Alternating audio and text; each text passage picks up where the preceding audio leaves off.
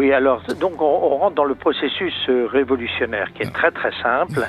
Il s'agit de créer l'homme nouveau. Voilà.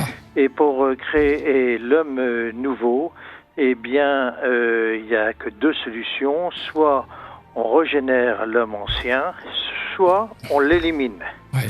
Donc, si on élimine l'homme ancien, l'élimination doit être une élimination totale. Et donc, c'est 60 à 70% de la France qui s'insurge. Et la Vendée est vraiment l'exemple qu'il faut faire pour les conventionnels, et il faut donc l'exterminer. Alors très tôt, on va décider de d'exterminer les Vendéens, non pas pour ce qu'ils ont fait, mais pour ce qu'ils sont.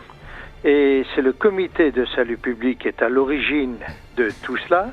Il prend la décision en pleine conscience et en conscience partagée.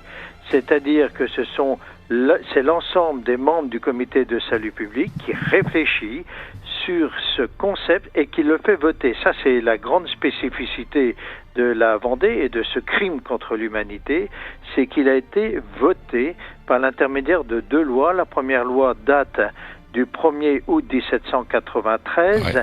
Elle prévoit 4 choses, cette première loi. Premièrement, au niveau de la population, on décide de décomposer la population en deux groupes. D'un côté, les femmes, les enfants et les vieillards qu'on arrache au sol de la Vendée et qu'on transfère à l'extérieur. Et deuxièmement, tout le reste de la population doit être exterminé. La deuxième chose que l'on fait, on nationalise la Vendée qui appartient à l'État, et l'État décide d'en faire une terre brûlée. La troisième chose, on va s'appuyer pour ce faire sur l'armée française, et comme l'armée française c'est l'ancienne armée, c'est-à-dire l'armée de l'ancien régime, on va décider de régénérer tous les cadres, et pour ce faire on va tuer tous ceux qui refusent d'aller à l'extermination ou même qui hésitent. Et donc on va nommer les bouchers, les charcutiers, etc., les alcooliques, responsables de l'armée. Et la quatrième chose que l'on fait, on se fixe une échéance qui ne doit pas aller au-delà d'un mois. D'accord. Comme ça ne marche pas, on va faire un amendement à cette loi le 1er octobre 1793 qui prévoit que c'est l'ensemble de la population, et plus spécifiquement les femmes, les enfants et les vieillards, qui doivent être exterminés de préférence. Mais alors... vrai, parce qu'en fait, on connaît très très mal la résistance à la Révolution française. On connaît quelques pôles, quelques lieux, par exemple ce qui s'est passé dans le Lyonnais, dans le Bordelais, dans le Toulonnais, etc. Mais on ne connaît pas trop bien ce qui s'est passé dans les pays non urbains. Et je pense que dans les années qui viennent, un certain nombre d'études vont paraître, ce qui va d'ailleurs soulever une question de fond, la question de fond de la nature même de la Révolution française. Est-ce que la Révolution française a commis un génocide, ça serait la Vendée, ou est-ce qu'elle est de nature génocidaire et qu'elle aurait commis un certain nombre de génocides de forme plurielle? Il reste à classer par exemple le problème, je prends un exemple au hasard, le problème des Lyonnais. On tue les Lyonnais parce qu'ils sont lyonnais. Bien. Donc ça pose un problème réel par rapport au droit. Comment peut-on classer ça? Oui, bien sûr. Il faut réfléchir sur la question. Mais vous voyez, tout ça c'est nouveau. C'est-à-dire que depuis ma thèse en 1985 sur le génocide franco-français d'avant d'Évangile, on a changé les prismes de lecture de la Révolution française. On est monté sur la table de l'analyse de la Révolution française. Et donc, maintenant qu'on contrôle bien ce qui s'est passé en Vendée, et quand je dis on le contrôle bien, dans toutes ses subtilités, dans toute son organisation, dans tout son vocabulaire, dans toute sa mécanique, dans tous ses bilans. Donc maintenant, on maîtrise bien la chose et on va pouvoir extrapoler la méthode d'analyse pour permettre de mieux classifier, de mieux comprendre ce qui s'est passé ailleurs. Je prends l'exemple. Comment peut-on classer ce qui s'est passé par rapport aux Pays Basques, c'est-à-dire que les Pays Basques, soit on va les exterminer parce qu'ils sont basques, soit on va les déporter parce qu'ils sont basques. À l'heure actuelle, c'est un crime, c'est considéré comme un crime de génocide. Mais c'est la même chose pour la Corse, etc., etc. Donc, il existe bien un système de nature totalitaire et de nature génocidaire, et ce système, il est à étudier. C'est à l'heure actuelle ce à quoi je suis en train de travailler. Oui, oui. Alors, justement. De lui-même. C'est une toute autre histoire. Qu'avant il y ait eu des massacres de masse, bien sûr, qu'il y a eu, et d'ailleurs ce qui s'est passé en Vendée n'est pas une première proprement dite. Ce qui est premier, c'est que on le fait au nom du peuple souverain, et comme on l'a fait un peu plus tard, par exemple en Union soviétique ou dans l'Allemagne nationale-socialiste. Vous voyez, c'est ça la différence. Et puis la deuxième chose, on tue les gens pour ce qu'ils sont et non pas pour ce qu'ils ont commis. Voilà, c'est ça. C'est les deux grandes nuances qui font que on ne peut pas comparer ce qui n'est pas comparable, et que ce qui s'est passé en Vendée, on peut appeler ça la matrice de tous les génocides commis au XXe siècle. Et d'ailleurs, il y a un homme qui a très très bien compris ça, c'est Gracchus Babeuf. Alors Gracchus Babeuf est un personnage intéressant parce que il est considéré à juste titre comme le père du communisme, et il a conscience de la spécificité du crime de masse qui est commis en Vendée. Et il est évidemment, en tant que démocrate, stupéfait que le peuple souverain puisse exterminer une partie de lui-même pour ce qu'il est. Et donc il va réfléchir sur les origines de cette idée et bien entendu de l'application, et il va conclure que c'est un phénomène nouveau. Et c'est tellement nouveau d'ailleurs qu'il n'y a pas de mot pour le classer, et il va créer de toutes pièces un néologisme qui est le mot populicide. Populicide. Oui. Et c'est regrettable d'ailleurs qu'il a écrit un ouvrage là-dessus. C'est regrettable d'ailleurs que les révolutionnaires de l'époque ont tout fait pour empêcher la vulgarisation de cet écrit, parce que je pense que c'était effectivement le bon mot pour classer le crime contre le peuple. Et cela aurait sans aucun doute permis de mieux comprendre et de dénoncer les premiers crimes de masse de cette nature, en commençant bien entendu par le crime commis par les Turcs sur les Arméniens en 1915. Et on a pris au niveau du droit international et de la conscience, de la prise de conscience, un retard conséquent, parce que la France justement a empêché la connaissance sur le fait de la Vendée. Alors il vient... c'est-à-dire que Lénine est venu... Alors Lénine, on parle du national-socialisme. Oui, mais là. je vais venir, si vous permettez. Lénine est venu étudier le système d'extermination en Vendée, et d'ailleurs c'est pour ça qu'il appelle tous les lieux à exterminer c'est Vendée. Bien. Et Hitler va calquer les méthodes d'extermination des communistes, d'où d'ailleurs les premiers camps de concentration et d'extermination, qui sont en fait des goulags, et il va bien entendu industrialiser la méthode d'extermination. Mais la matrice, c'est vraiment la Vendée, et le maillon, c'est Lénine. Oui. Oui, on retrouve aussi Mao Tse-tung, j'imagine, Pol Pot. Oui, mais vous savez, tous ces gens-là sont férus d'histoire révolutionnaire, et ils ont tous comme modèle Robespierre, Barère, Collot d'Herbois, etc. Y compris Talat Pacha, qui est à l'origine du génocide des Arméniens. Sa référence à Talat Pacha, c'est Robespierre. Alors, ce qui est très inquiétant, c'est qu'on pourrait espérer que toutes ces folies collectives et sanguinaires appartiennent au passé. Mais malheureusement, dans le discours actuel, à la mode, on retrouve cette volonté de créer un homme nouveau par tous les moyens. Alors, les méthodes sont pas les mêmes, évidemment, parce que là, maintenant, on fait attention. Mais la volonté d'arracher l'homme à tous ses déterminismes, vous voyez à qui je fais allusion, monsieur Vincent Peillon, cette volonté de le transformer, même malgré lui, c'est quelque chose d'extrêmement inquiétant. Et puis, alors, le succès étonnant du Front de gauche et de monsieur Mélenchon, qui est ouvertement robespierriste, nous montre à quel point est vivace encore la pensée révolutionnaire dans ce qu'elle a malheureusement de plus inquiétant. Oui, ça c'est vraiment quelque chose qui est stupéfiant, contre laquelle j'essaie de lutter en écrivant, en parlant, etc. Mais ça n'a pas beaucoup d'impact au niveau de la conscience française.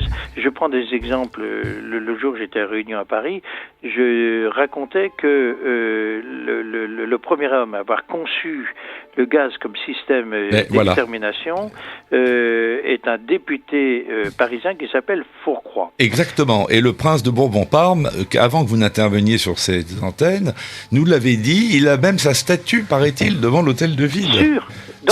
Dans l'hôtel de ville. Monsieur Sécher, c'est toujours un plaisir de vous entendre et c'est pour ça que je me tais.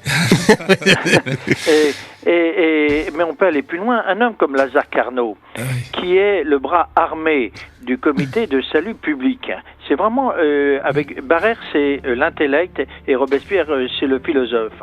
Et Lazare Carnot, c'est le bras armé du comité de salut public, et c'est lui qui va tout mettre en œuvre. La mécanique génocidaire en Vendée, eh bien, il repose au Panthéon. Mais oui. Et alors un auditeur nous dit, le nom de Westermann n'est peut-être pas sur l'Arc de Triomphe, mais il a une place dans le 20e arrondissement. Bien sûr, effectivement. mais Turreau a son nom sur l'Arc de Triomphe, etc., etc. Il avait même donné son nom à une caserne. Oui. C'est assez stupéfiant. Et donc, comment voulez-vous que l'on pense bien lorsque les fondateurs auxquels on rend hommage sont des criminels contre l'humanité? Tant que la France ne se sera pas arrêtée sur son histoire, c'est-à-dire ne jugera pas les choses par rapport aux bourreaux et aux victimes, on sera toujours dans une impasse à la fois intellectuelle et philosophique. Je prends un exemple très précis. Nous sommes le seul pays au monde à avoir voté des lois d'extermination et d'anéantissement. On ne les a ni retirées, oui, ce qui est exact, oui, ni abrogées. Alors le retrait, c'est quoi? Le retrait, c'est-à-dire, c'est ce qu'a fait De Gaulle par rapport aux lois de Vichy. Il dit à un moment donné, à l'instant T, nous considérons que ces lois n'ont jamais existé. Donc on les retire. Oui. Ils ont une valeur zéro. Oui. Nous n'avons pas fait ça pour la Vendée. Et on aurait pu les abroger, on ne l'a pas fait. Systématiquement, depuis 3 ou 4 mandatures, des députés et des sénateurs demandent l'abrogation de ces lois ou leur retrait, plus la reconnaissance du génocide devant soit l'Assemblée nationale, soit le Sénat, soit devant le Parlement. À aucun moment, ces propositions de loi n'ont été déposées sur le bureau du président et bien entendu n'ont été débattues et votées. Oui. Donc on est le seul pays à avoir voté ces lois d'extermination et d'anéantissement et nous sommes le seul pays, bien entendu, à toujours avoir ces lois d'extermination et d'anéantissement dans notre arsenal juridique. Alors, stupéfiant. Et pour certains, on reconnaît que c'est un crime que de nier ou de relativiser, et au contraire, pour d'autres, on reconnaît que c'est positif. C'est absolument incohérent, irrationnel et injuste. Oui, parce qu'il y a les bons génocides dont on ne parle pas et les mauvais génocides qu'on a le droit d'évoquer. Par exemple, on ne parle pas beaucoup du génocide des Indiens d'Amérique parce que ça pourrait contrarier la puissance américaine. Bien sûr. Et pour la Turquie, on a moins de scrupules. Alors là, on peut y aller parce que c'est un petit pays. Et voilà, bon, et on parle pas tellement des massacres de Mao Tse-tung non plus, qui a fait quand même pas mal de dizaines de millions de morts. C'est pour ça que je parle d'un 4e crime de génocide, c'est le crime de mémoricide. C'est-à-dire que en conscience partagée, là aussi toujours, ceux qui se sentent les héritiers de la Révolution française vont créer un système de pensée qui va faire que le bourreau va devenir la victime et la victime le bourreau. Et donc on a créé toute une mécanique qui d'ailleurs a été créée de toutes pièces les 17 et 18 octobre 1793 à Saint-Florent-le-Vieil, je vais raconter ça en quelques mots après, qui fait qu'on va créer une inversion qui va être amplifiée par les hommes politiques, par les historiens officiels ou pas, et qui donne le discours à l'heure actuelle. Alors je raconte ce qui s'est passé les 17 et 18 octobre 1793. 13, parce que c'est fondamental pour comprendre ce crime de mémoricide. Les Vendéens sont fracassés, ils ne comprennent pas ce qui motive les troupes républicaines d'exterminer massivement les femmes et les enfants. C'est quelque chose qui sort de leur entendement, tant au niveau de l'art militaire qu'au niveau de la conscience chrétienne. Donc ils décident de franchir la Loire à Saint-Florent-le-Viel. Le général de l'armée vendéenne, qui est Bonchamp, est en train de mourir, il est quasiment à sa phase finale, et les Blancs ont fait 5000 Bleus prisonniers, qui sont des salopards, hein. Ils ont exterminé massivement, et ils ne méritent qu'une seule chose, c'est la mort. Et lorsque Bonchamp entend cela, il se dit, ce n'est pas possible. Je ne peux pas laisser exécuter froidement 5000 hommes, parce que je suis responsable, et dans quelques minutes, et il avait raison, je vais me retrouver devant le patron, c'est-à-dire devant Dieu pour être jugé, mais même si je laisse faire ça par les autres, je rends les autres responsables de ce crime partagé. Donc il va demander deux choses. Il va demander à la fois leur grâce et leur libération, et ce que les soldats vendéens font. Et ils vont traverser la Loire, et ils commencent ce qu'on appelle la virée de Galerne.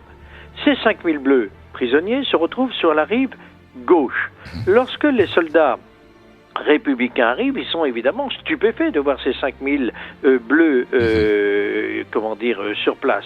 Et ils essayent de comprendre. Et bien entendu, les gens qui ont été graciés rendent hommage à Bonchamp en disant « il a été généreux », etc. Ce qui pose un problème de conscience inouï pour ces soldats, dont la mission est d'exterminer les gens. Donc ils vont faire une navette par courrier, par rapport à Paris, Robespierre et Barère, et qui vont leur dire deux choses. Premièrement, il ne faut pas dire la vérité.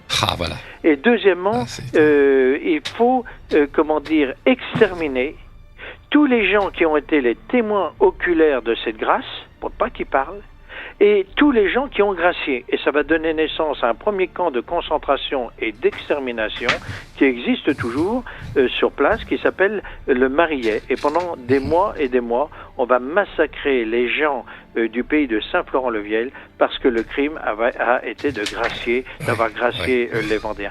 Et c'est l'acte fondateur du mémoricide, et j'en parlais l'autre jour à Stéphane Courtois. On retrouve ça dans tous les pays de nature totalitaire. Il y a toujours dans l'acte d'extermination, l'acte mémoricidaire, sur lequel on va appuyer à la fois la conscience nationale, mais aussi le révisionnisme.